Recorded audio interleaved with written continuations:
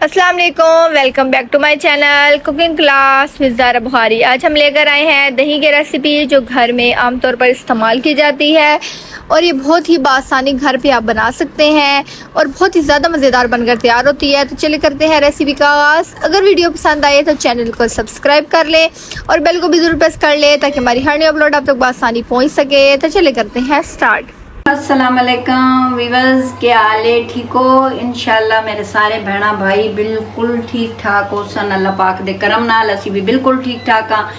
मेरी बच्चियां दी रिक्वेस्ट बहुत ज़्यादा आई है कि तुसी दही बनाना सिखाओ, तो अज मैं उन्हां दी रिक्वेस्ट ते दही बन रही मेरिया बच्चियां दी फरमाइश ते मैं 1 लीटर दुध लै लिया, इसनू मैं बॉयल कर लिया ते नाल नाल अजी कर भी रही हाँ। इस तरह फेंट के इसनू बॉयल करना, ठीक है। तो इंशाल्लाह मैं पूरी टिप थानू दस्सिया सा। इंशाल्लाह थोड़ी अच्छी दही बन के तैयार हो सी ते तुसी मेरे नाल जुड़िया है।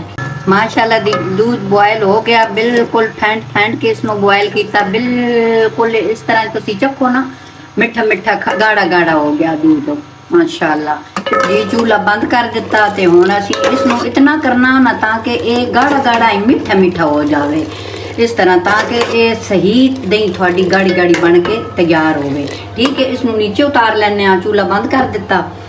नीचे असी किस तरह करना, इसनों फेंट के ठंडा करना इस तरह, ताकि इसके अंदर झग बने। इस झग दे नाल दही जी ना बहुत मज़े की तैयार होंगी। इसलिए तो मलाई नहीं असी बनन देनी, ये इस तरह तैयार हो सी, ठीक है जी। दूध कुछ ठंडा कर लिया, फिर मैं तुहानू चेक भी करा देनी हाँ। दूध डाल देने इस साणक के अंदर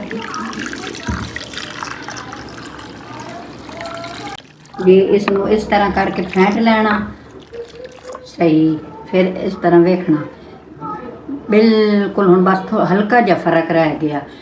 जिस टाइम सही है हल्का लगे ना, क्योंकि सर्दियों दे विच इसनूं बस इतना रखना होंदा, जिहड़ा हल्का हल्का गर्म लगे बस इतना सर्दियों दे विच इतना रखना होंदा ताकि वो सही जम सके।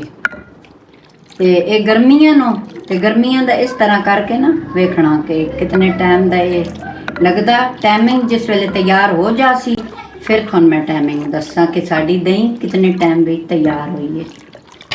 ये बिल्कुल हल्का नीम गर्म है, हल्का बिल्कुल, क्योंकि गर्मियों का मौसम है। ये इतना ही होना चाहिए। खाने वाला चम्मच 1 भर के ये डाल देने इसके अंदर। ऊपर नहीं डालिया, बस हल्का जी डालिया, ठीक हो गया। इसनूं हुण असीं ना ढक के रख देना। अगर सर्दियां तो फिर तुसी 1.5 चम्मच डालनी, तो बिल्कुल नीम गर्म रखना, ठीक है जी। इसके नीचे ट्रे रख दी है, तो जी साणक है ना तुसी इस जगह ते रखनी जिथे सीधी आवे, ताकि थोड़ी अच्छी दही नज़र आवे, खूबसूरती भी बड़ी अच्छी लगती ना, तो दही बिल्कुल क्लीन नज़र आवे। तो इसनूं ढक देने इस तरीके नाल, इस उत्ते कपड़ा पा देने ते अल्लाह पाक तुहानू सेहत देवे। इसनूं रख देने एक साइड ते फिर टाइमिंग मैं बाद में दस्से सा। थोड़ा बहुत शुक्रिया, तुसी बहुत सपोर्ट करते हो। जड़ियाँ मेरिया बेटियां बेटे रिक्वेस्ट कर रहे हैं या फरमाइश कर रहे हैं, तो उन्हों की फरमाइश से मैं दही बना रही हाँ, तो तुसी बहुत सपोर्ट करते हो। अल्लाह पाक तुहानू सेहत देवे। माशाअल्लाह जी दही बन के हो गई तैयार, बहुत मज़े की तैयार हुई है। तो इसनूं 4 घंटे मैं रखिया, तो दही माशाअल्लाह तैयार हो गई है। फिर 1 घंटा मैं इसनूं फ्रिज में रखिया।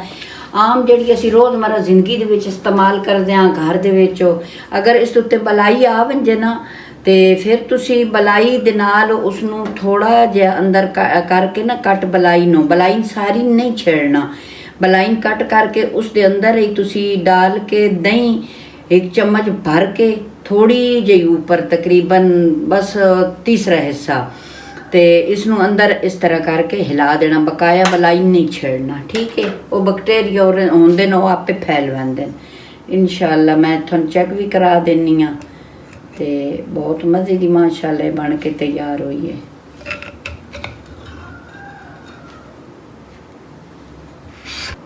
माशाअल्लाह जी बहुत सैटे वाली, बहुत मज़े की। तो इसनों असी चेक भी करते हैं, क्योंकि मेरी बच्चियां की रिक्वेस्ट आई कि ताकि तुसी दही बनाना सन सिखाओ, तो उस हिसाब नाल मैं सिखाई है। घर दे विच जिहड़ी आम रूटीन नाल ਤੇ ਮਾਸ਼ਾਅੱਲਾ ਜੀ ਬਹੁਤ ਮਜ਼ੇ ਦੀ ਬਣੀ। ਅੱਲਾਹ ਪਾਕ ਤੁਹਾਨੂੰ ਸਿਹਤ ਦੇਵੇ ਤੇ ਅੱਲਾਹ ਪਾਕ ਬੱਚਿਆਂ ਨਾਲ ਆਬਾਦ ਰੱਖਣੇ। ਠੀਕ ਹੈ ਜੀ, ਇਸ ਦੇ ਨਾਲ ਮੈਂ ਚਾਹਨੀ ਹਾਂ ਇਜਾਜ਼ਤ। ਆਪਣਾ ਰੱਖਿਆ ढेर सारा ख्याल। मेरे वास्ते मेरी फैमिली वास्ते कर दे दुआ। ठीक है जी, अल्लाह हाफिज।